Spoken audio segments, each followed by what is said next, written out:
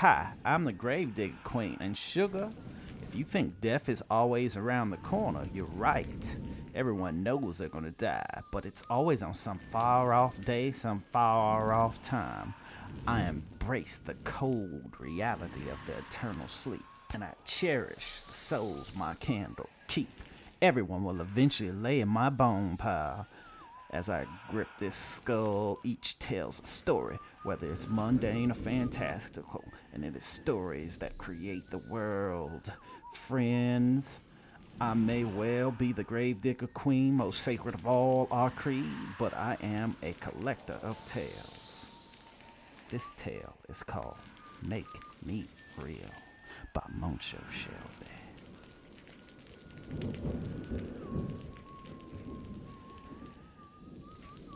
Buffett was starting to become afraid to venture downstairs at night. He was a grown man, unable to bear the idea that he was simply alone in a house of shadows that formed deep, dark notions that swirled with light, obscuring potential villains. He wanted to get a snack, but if he did, he'd pass it. It was nothing but a trick of light, a mere phantom conjured by his imaginations. Yet and still, it felt as if it had evolved. All he had to do was change the position of his bikes and put the nightlight in another outlet. But somehow, if he did do this, that would mean he was merely a coward who was afraid of a bicycle shadow and a few odd positioned knickknacks on a table.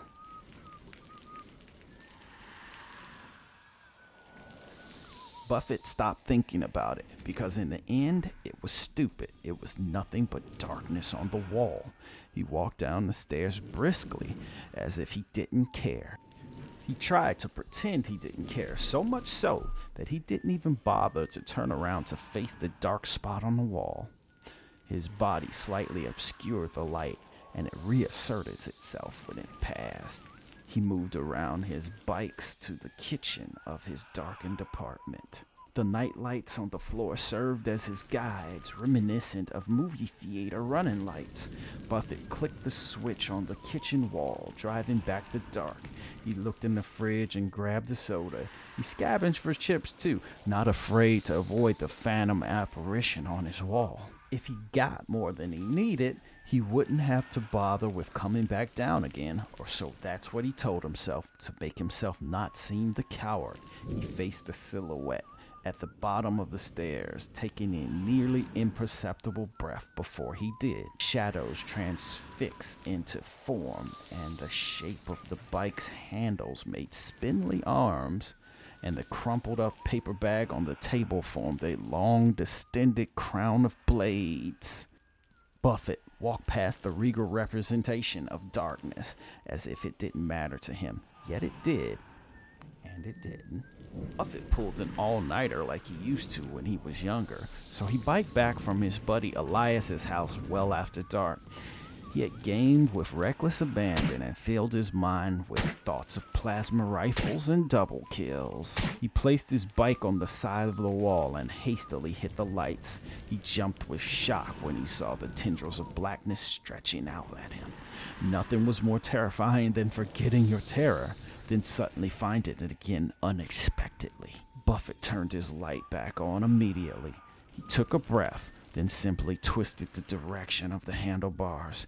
He turned off the lights and the shadow was still there, in the pseudo-form of a man, but now appearing to be folding its arms as if mocking him.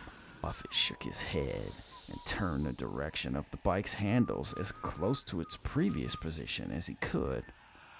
He would not allow a figment to change any of his behavior. He stared at the darkness as if daring it to defy him, and it reached for him with intangible arms born of a man's mind. As he took the first step up the stairs, he jumped when he saw the eyes roll from one side to the other. He looked back at his nightlight urgently and saw nothing out of the ordinary. Buffett went up the stairs, giving the shadow as wide a berth as he could. Laid in bed, obsessing over what exactly could have made the eyes move.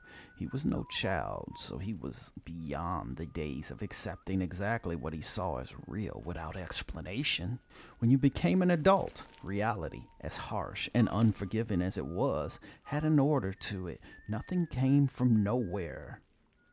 He had an uneasy sleep that night, giving an adult consideration to a child's dilemma.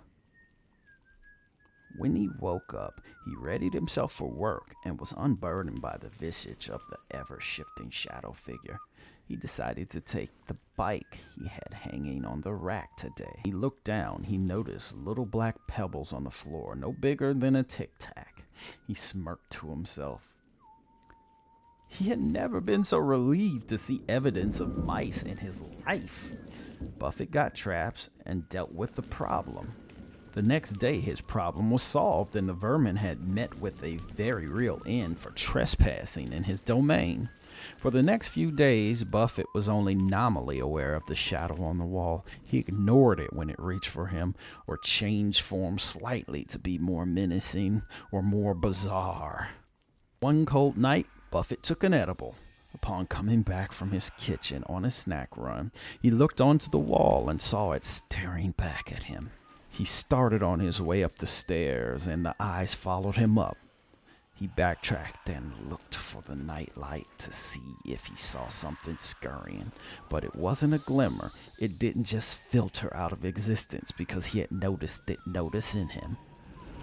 It swayed back and forth in judgment of the small little mortal.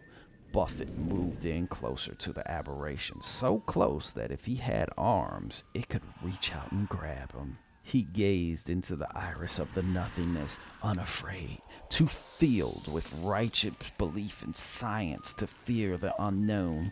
He gazed into it and saw the small but devious legs of a spider. He smiled to himself, giving this potential villain more consideration than it needed. He took off his shoe to show the Spider-Man's might. As he reached down and hopped on a single leg, he tripped over the waiting tendrils of his shoelaces and fell onto his bikes. The eye in the darkness seemed to laugh, and the figure changed its form into an impish monstrosity with branch-like limbs, like that of an angel whose wings had been melted off from hell. "You think it's funny?" Buffett said when it addressed me.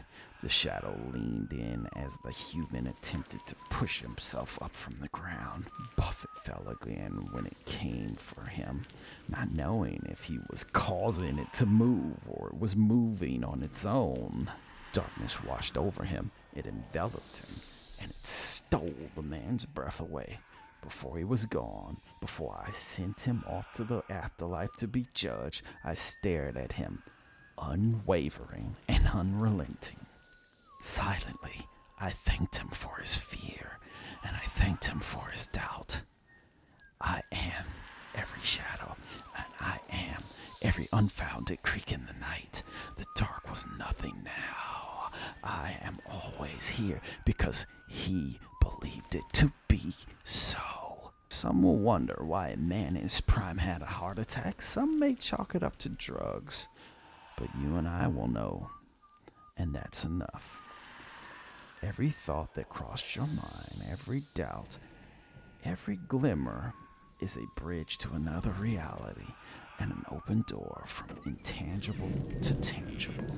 Every real thing started as an inkling, born from darkness, from your mind, and given birth by an imperceptible spark of light, of a firing synapse. From the dark of your mind, nations were built and destroyed. God was but an abstract glimmer in a man's eye, too scared to face his own mortality.